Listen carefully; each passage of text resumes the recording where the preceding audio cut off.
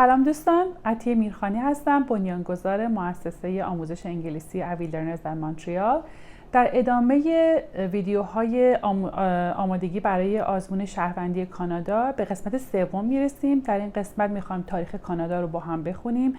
تاریخ کانادا یک مقدار طولانی هست، بنابراین ما قصد داریم که در هر قسمت تست های دفعه قسمت قبلی رو بذاریم و در این قسمت جدید در مورد تاریخ کانادا صحبت کنیم. فکر میکنم با 3 ویدیو بتونیم که این کار رو انجام بدیم. در مورد تاریخ کانادا یه چیزی خدمتتون بگم، یک توضیح کلی خدمتتون بدم، این که معمولا تاریخ ها، این که کدام واقعه در کدام تاریخ اتفاق افتاده معمولا سوال نمیشه. چیزی که مهم است شما بدونین اون واقعه هست و تأثیر اون بر کشور کانادا. مثلا نمیان بپرسن که جنگ جهانی اول چه زمانی اتفاق افتاد، ولی ممکنه ازتون بپرسن که چند کانادایی در این جنگ جهانی کشته شدن یا تاثیر اون در مثلا کشور کانادا چی بوده. یعنی عموما چیزایی رو میپرسن که یک شهروند یک کشور باید اونها رو بدونه. حالا ما تاریخ کانادا رو با هم میخونیم. اگر سوالی چیزی داشتین حتما در قسمت کامنت پایین این ویدیو بگذارید اگر سوالی داشتین، و اگر نگرانی خاصی دارین، سوال خاصی دارین، میتونین بپرسین. هم من میتونم براتون پاسخ بدم، هم کسانی که امتحان رو قبلا دادن میتونن بهتون پاسخ بدم. لطفاً با لایک و سابسکرایب کردن در چنل ما هم از ما حمایت بکنید، هم ویدیوهای بعدی ما رو از دست ندید. بریم راجع به تاریخ کانادا بدونیم.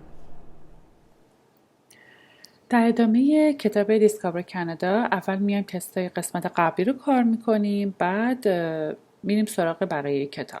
خب آماده هستین؟ شروع میکنیم. Who said that Canadian immigrants should retain their individuality and each other make its contribution to the national character? گزینه اول The First Baron tweets Moore. After becoming a Canadian citizen, what is required of you? یعنی از شما چی خواسته میشه؟ To embrace democratic principles, including the rule of law. Which among the following best describes the people of Métis? Canadians of mixed European and Aboriginal ancestry who mainly reside in the Prairie provinces. Concerning the history of Canada, what does the term Great Upheaval mean? An ordeal in which at least 2/3 of the Acadians were deported from their homeland during the war between France and Britain. Following the British North American Act of 1867, what important phrase do Canadian institutions uphold a commitment to? Peace, good government, and order. What term do songwriters and poets use to describe Canada? The Great Dominion. In your understanding, who are Francophones? Those who speak French as their first language. What proportion of Aboriginals are Métis? 30%.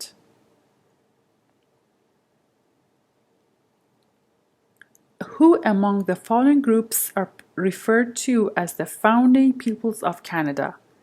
Aboriginals, French, and British. When did the Canadian government stop forcing Aboriginal children to learn the mainstream Canadian culture? In the 1980s. Concerning the history of Canada, what does the term Great Upheaval mean? An ordeal in which at least 2/3 of the Acadians were deported from their homeland during the war between France and Britain.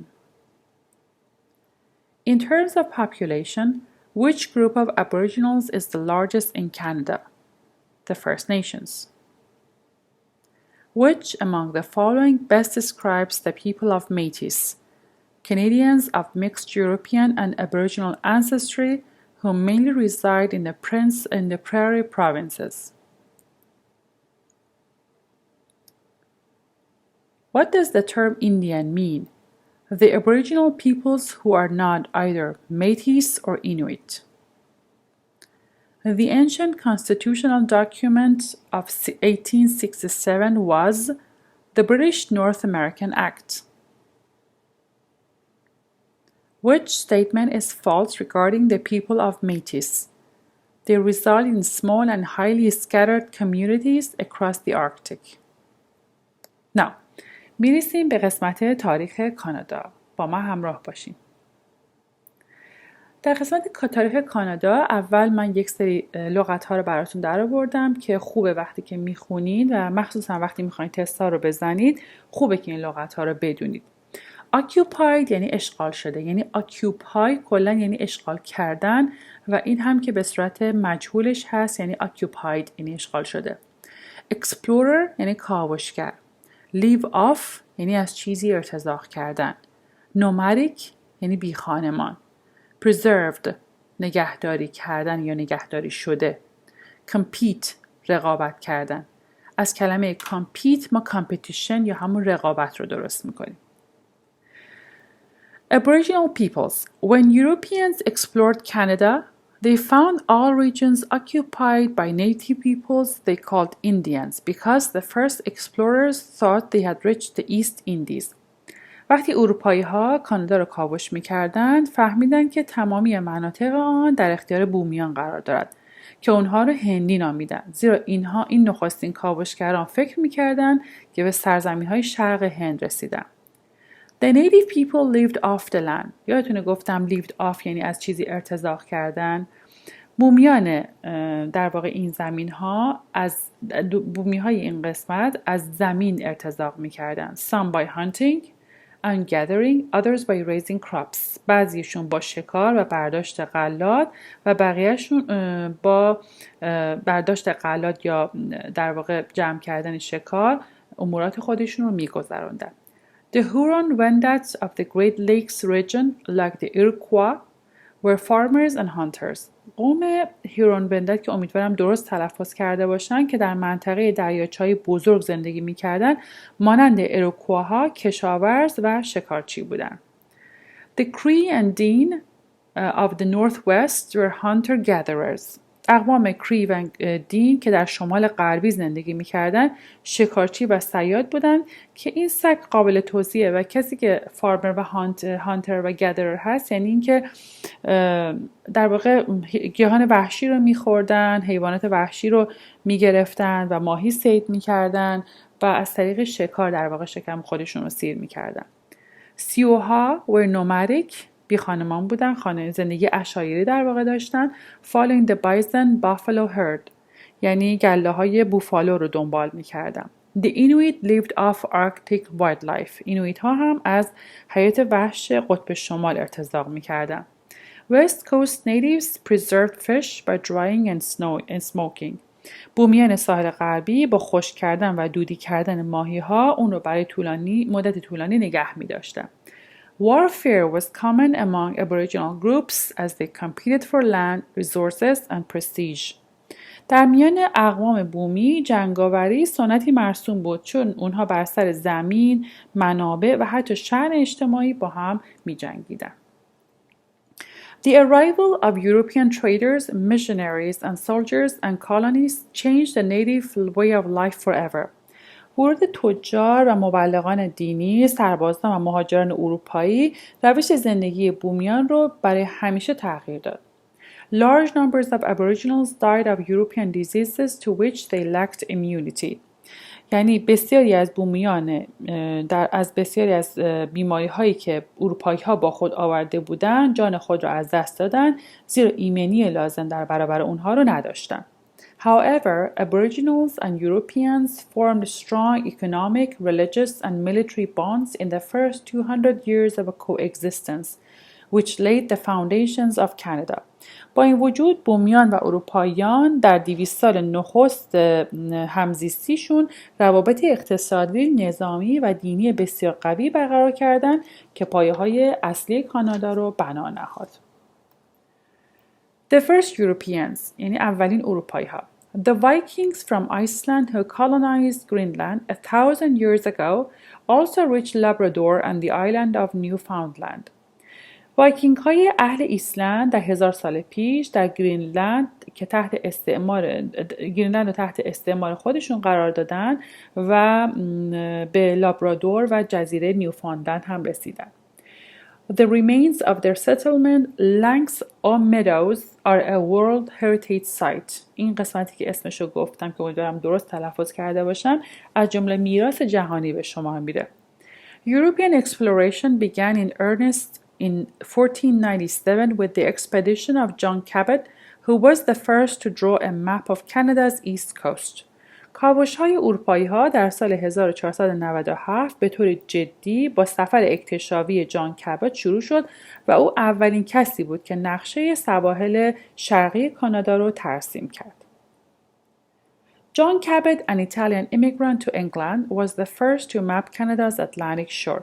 این در واقع قسمتی از عکس که گفته شده راجع به جان کابوت صحبت شده که اولین که یک در واقع مهاجر ایتالیایی بوده که به انگلستان رفته و کسی بوده که برای اولین بار نقشه سواحل آتلانتیک کانادا رو کشیده. Setting foot on Newfoundland or Cape Breton Island in 1497 and claiming the Newfoundland for England. English settlement did not begin until 1610. یعنی که برای اولین بار پاش به در واقع به در سال 1497 پاش به نیوفاندلند و کیپ برتون رسیده و جزیره کیپ برتون رسیده و این قسمت رو برای انگلیسی ها ادعا کرده و خواسته و اما در واقع سکنا گزیدن انگلیسی ها تا سال 1610 انجام نشده.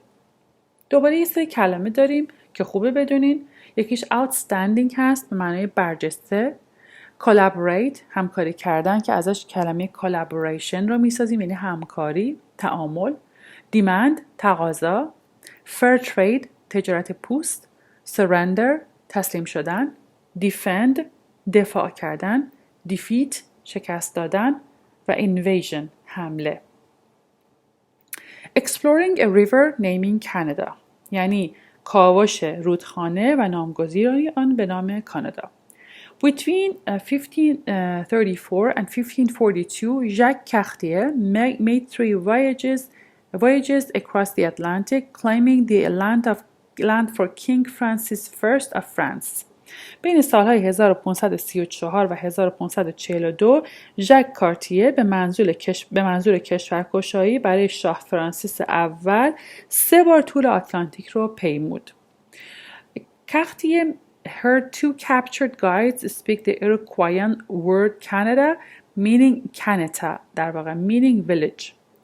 کارتیه کلمه کانادا رو از بومیان روستایی که برای اولین بار از زبان 2 نفر از راهنماهایی که به اسارت گرفته بود شنید که به زبان ایروکواییان صحبت می‌کردن شنید و به نام کانادا همون در واقع ویلیج در واقع دهات بود. By the 1550s, the name of Canada began appearing on maps. تا سال 1550 نام کانادا کم کم شروع می‌کرد که تا روی نقشه پدیدار بشه. Royal New France پادشاهی فرانسه نوین. In 1604, the first European settlement north of Florida was established by French explorers Pierre Dumont and Samuel de Champlain, first on St. Croix Island in present-day Maine, and then in Port Royal in Acadie, present-day Nova Scotia. در سال 1604 نخستین سکونت اروپایی شمال فلوریدا توسط 2 کاوشگر فرانسوی با نام‌های مونت یا همون پیر دومون و ساموئل دو شامپلن ابتدا در جزیره سن کروا یا همان مین امروزی و سپس در پورت رویال در اکادیا یا همون نوواسکوشیا امروزی ایجاد شد. In 1608, Champlain built a fortress at what is now کیبک سیتی. در سال 1608 شامپلن در محل کنونی کیبک سیتی قلعه بزرگ ساخت. The colonists struggled against a harsh climate. مهاجران با آب و هوای سخت دست و پنجه نرم می‌کردند. Champlain allied the colony with the Algonquin, Montagnais, and Huron historic enemies of Iroquois, a confederation of 5, later 6 First Nations, who battled with the French settlements for a century. The French and the Iroquois made peace in 1701. شامپلن با قبایل الگونکن و مونتگنه و هوران که دشمنان تاریخی ایروکوایان ها بودند ائتلاف کرد و کنفدراسیون متشکل از 5 قوم که بعدها 6 قوم شد رو با هم دیگه تشکیل دادن، در واقع اقوام اولیه رو تشکیل دادن و تا 1 قرن با فرانسوی ها مبارزه می‌کردن. The French and Aboriginal people collaborated in the vast fair trade economy driven by the demand for beaver pelts in Europe. در سال 1710، حالا سالش رو نمیگم، فرانسوی ها و بومی ها با همدیگه در اقتصاد، در واقع تجارت پوست همکاری وسیعی داشتن که دلیل اون تقاضای بالای پوست سمور در اروپا بود. Outstanding leaders like Jean Talon, Bishop Laval, and Court Frontenac built a French empire in North America that reached from Hudson Bay to the Gulf of Mexico. رهبران برجسته ژان تالون و بیشاپ لول و کانت فرونتناک در آمریکای شمالی امپراتوری بزرگ فرانسوی ایجاد کردند که در واقع پهنه آن عرصه اون از هادسون بی تا خلیج مکزیک کشیده میشد و ادامه داشت. کانت فرونتناک refused to surrender to Quebec. خب در سال In 1670 struggle for a continent، کشمکشی بر سر یک قاره. In 1670, King Charles II of England granted the Hudson's Bay Company exclusive trading rights over the watershed draining into Hudson Bay. در سال 1670 شاه چارلز دوم انگلیسی به شرکت هادسون بی حق انحصاری تجارت حفره‌های آبریز هودسون را داد و for the next 100 years the company competed with Montreal-based traders. یعنی در طی 100 سال پس از آن این شرکت با بازرگانان مونترآلی رقابت تنگاتنگی داشت. The skilled and courageous men who traveled by canoe were called voyageurs or coureurs de bois and formed strong alliances with the First Nations. مردان شجاع و ماهری که با قایق سفر می‌کردند مسافران سوار بر چوب نام گرفتند و ارتباط قوی با اقوام نخست شکل دادند. English colonies along the Atlantic seaboard dating from the early 1600s eventually became richer and more populous than New France. مستعمرات انگلیسی از ابتدای در واقع دهه 1600 که در بستر دریایی آتلانتیک مستقر بودند سرانجام ثروتمندتر و پرجمعیت‌تر شدند و پرجمعیت‌تر از فرانسه نو شدند. In 1759, the British defeated the French in the Battle of the Plain of Abraham at Quebec City. در سال 1759 بریتانیا در جنگ دشت آبراهام در کبک سیتی فرانسوی ها را شکست دادند و marking the end of France's empire in America، یعنی به امپراتوری فرانسوی ها در آمریکا پایان دادند. The commanders of both armies, Brigadier James Wolfe and Marquis de Montcalm, were killed leading their troops in battle. یعنی فرماندهان هر دو ارتش به نام‌هایی که برشمردم در این جنگ کشته شدند و در این جنگ علیه فرانسه. Following the war, the province of Quebec. حالا در مورد استان کبک میخوام بگیم. Following the war, Great Britain renamed the colony the province of Quebec. پس از جنگ بریتانیای کبیر نام منطقه مستعمره خود را استان کبک نامید. The French-speaking Catholic people known as Habitants or Canadians strove to preserve their way of life in the English-speaking Protestant-ruled British Empire. کاتولیک‌های فرانسه زبان آن که به ساکنین یا کانادایی‌ها معروف شده بودند تلاش می‌کردند تا سبک زندگی خودشون رو در امپراتوری پروتستان انگلیسی زبان حفظ کنند. A tradition of accommodation، سنت تطبیق. To better govern the French Roman Catholic majority, the British Parliament passed the Quebec Act of 1774.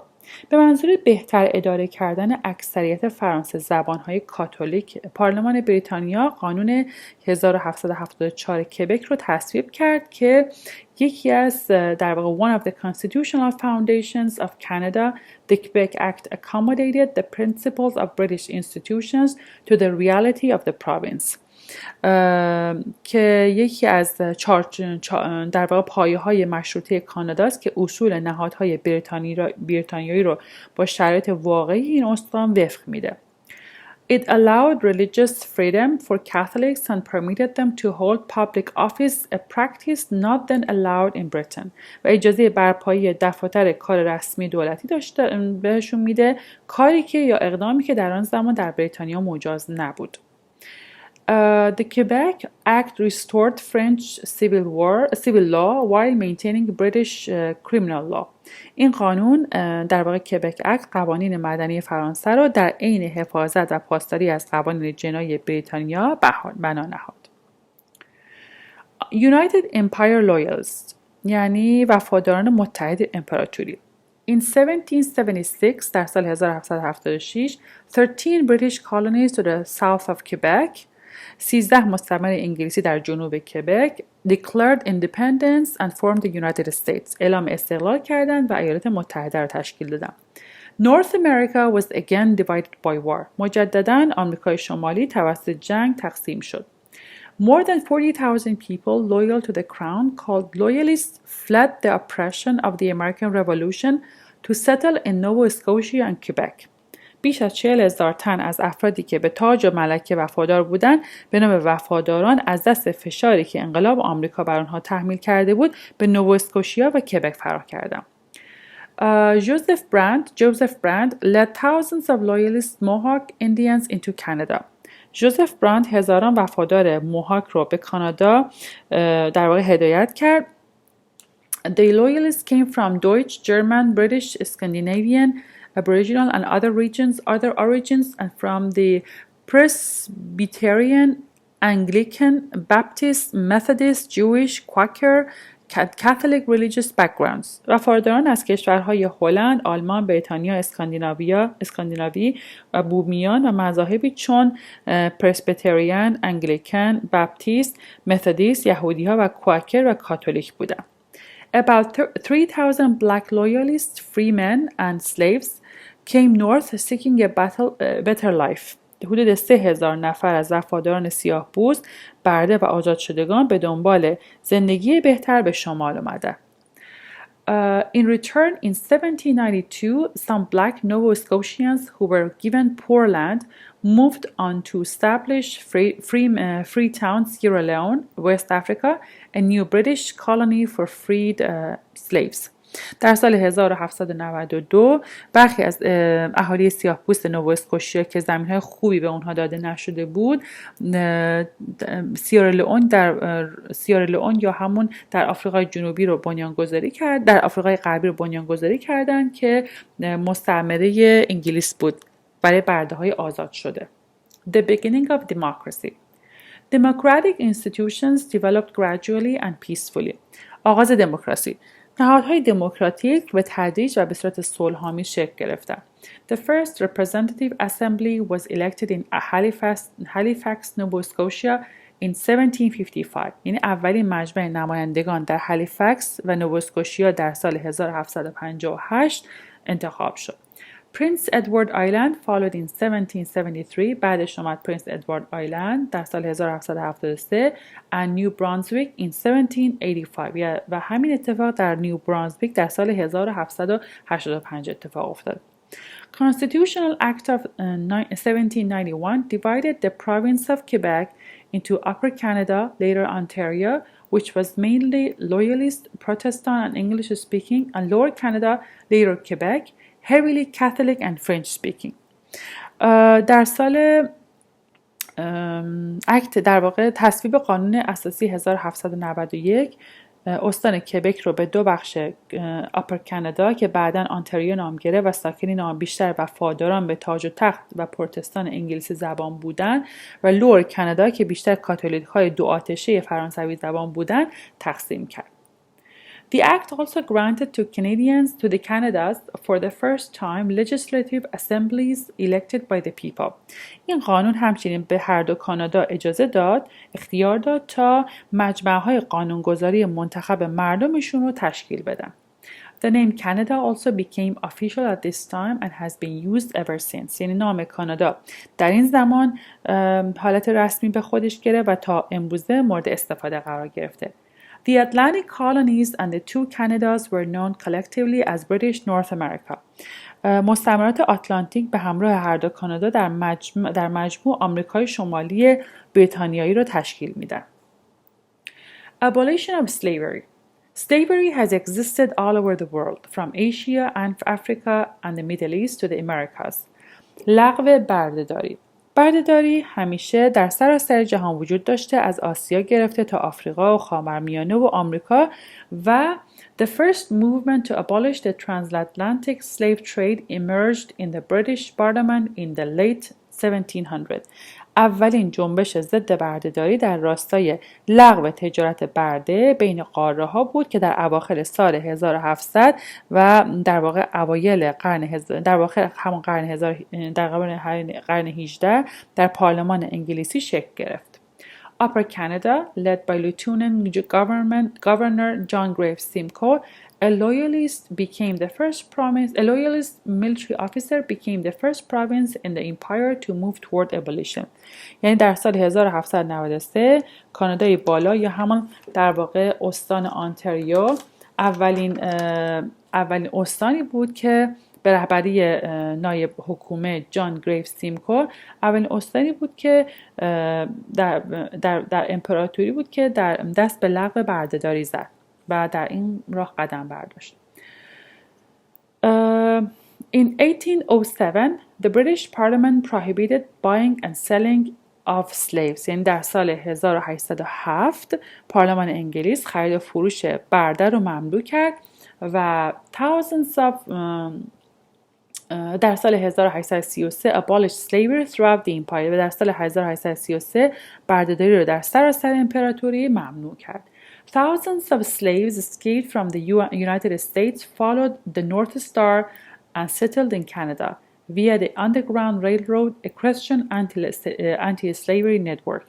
هزاران برده به دنبال ستاره شمالی رو دنبال کردن و از طریق یک شبکه ضد بردهداری مسیحی به نام خط آهن زیرزمینی از آمریکا فرار کردن و در کانادا ساکن شدن. خب این قسمت اول تاریخ کانادا بود. ما سعی میکنیم در 2 یا 3 ویدیو تاریخ کانادا رو کامل با هم بخونیم. ازتون خواهش میکنم که این قسمت رو دوباره ببینین، در واقع چند بار ببینین. در قسمت بعدی ما میخوایم که تست های این قسمت رو کار بکنیم و دوباره به ادامه کتاب بپردازیم. امیدوارم که از این ویدیو لذت برده باشین. موفق باشید.